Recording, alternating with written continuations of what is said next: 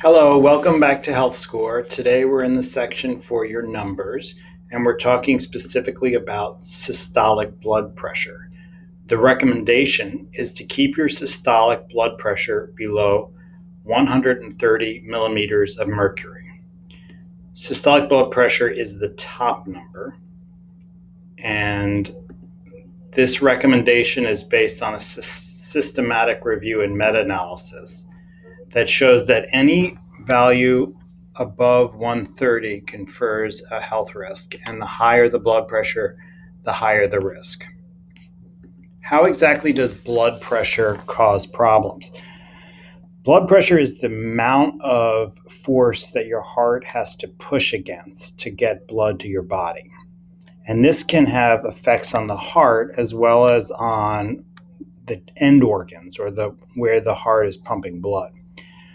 What happens is over time, the strain on the heart of having to push against a lot of blood pressure makes the heart wall thicker. And this can lead to the heart wall failing, not being able to pump blood. That's heart failure. It can also lead to heart attacks. Why this happens is because the coronary arteries, which supply blood to the heart wall, aren't able to reach through the entire thickness of the wall as it gets larger and larger with repeated strain against the heart. And this causes a heart attack. High blood pressure also causes problems for the organs that are getting the blood pumped from the heart. High blood pressure can cause stroke by bursting the blood vessels in the head, and that's a stroke, or by causing so much pressure that they damage the kidneys, and that can cause kidney failure and eventually the need for dialysis. So, what to do for lowering your blood pressure and what to do to maintain a good blood pressure if you already have a good blood pressure? This is, like most of these biometrics, a downstream effect of the healthy habits discussed in the psychological health, the rest and activity, and the nutrition sections. But the specific interventions that are important to revisit if they're issues for you are as follows. Anxiety. Anxiety can cause chronic stress. Chronic stress can cause chronic elevations in cortisol, which is a stress hormone, and this can lead to chronically elevated blood pressure. Regular exercise. Absence of regular exercise can lead to high blood pressure as well. The more you're able to exercise, the more you're able to efficiently pump blood through the body. The exercise recommendations are 150 minutes of moderate intensity aerobic exercise per week, the equivalent of 30 minutes a day, 5 days a week of brisk walking, or 75 minutes per week of vigorous intensity aerobic exercise, the equivalent of running. Next is sleep. 7 hours of sleep with a consistent bedtime will help optimize blood pressure and keep it at optimal ranges. The reason for this is similar to anxiety. When we are sleep deprived, our body goes into a sympathetic nervous system response. It thinks that there's some kind of an emergency if we're not sleeping enough. That raises cortisol and stress hormones, and this raises blood pressure. It's often just getting a normal night's sleep consistently will effectively manage blood pressure. Next recommendation is a healthy body weight. Excess body weight can lead to high blood pressure. In fact, about every pound of weight above your BMI of 25 can lead to a point increase in your systolic blood pressure. So effective weight loss is another strategy if your body mass index is over 25. Next is healthy diet. There are many aspects for healthy diet. There are many components of a healthy diet, and there are many components in a healthy diet that are important for normal blood pressure.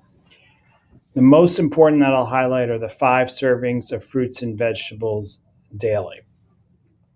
But all of the factors in the blood pressure in the diet section are important to address if you're not eating the diet outlined in Health Score. Next is alcohol. Alcohol can directly damage the heart. It can also lead to high blood pressure. The recommendation here is to drink not more than 7 servings of alcohol per week. And finally, limit sodium. This is not one of the diet recommendations in the Health Score diet because this alone doesn't confer a mortality benefit like the other interventions in the diet section. But this does but having a high sodium diet does cause high blood pressure, and reducing your sodium does reduce your blood pressure, which indirectly will result in decreased risk of mortality. Now, it's pretty easy to know if your diet is high in salt. You can just ask yourself, do I eat out a lot? Or do I eat foods that are prepared by someone else, even frozen or canned foods or packaged foods? The reason is that when you eat out or eat something that's prepared, the more salt that's in it, the better it will taste. And unless the labeling is clear on the package or in the restaurant, you're not going to know how much sodium is put in there.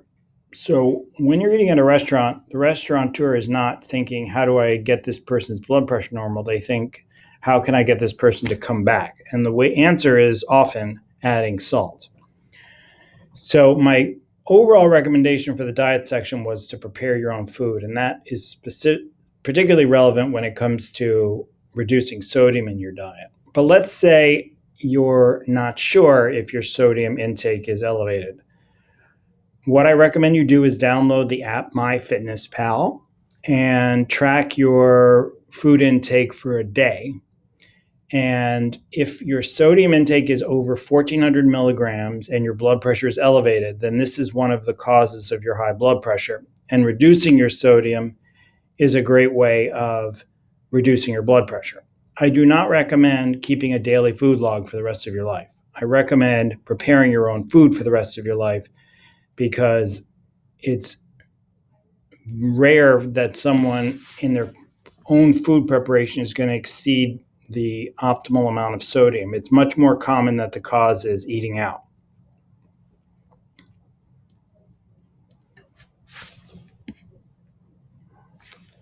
And finally, I just want to add that high blood pressure is deadly. And for some people, even after optimizing these behavioral strategies, their blood pressure remains high.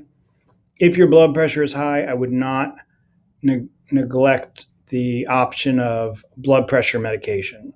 I would work with your primary care provider on the best strategy for optimizing your blood pressure and be open to medication.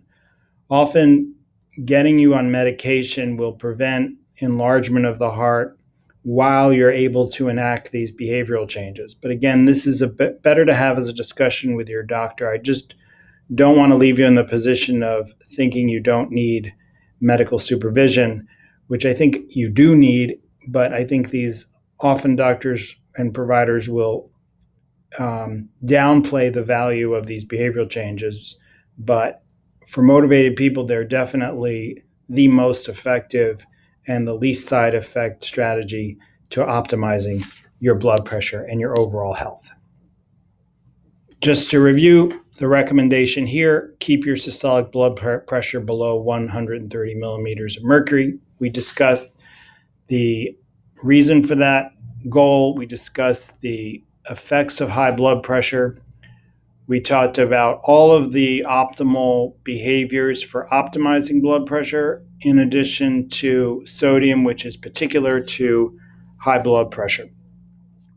And we talked about the value of doing this under the supervision of your primary care doctor.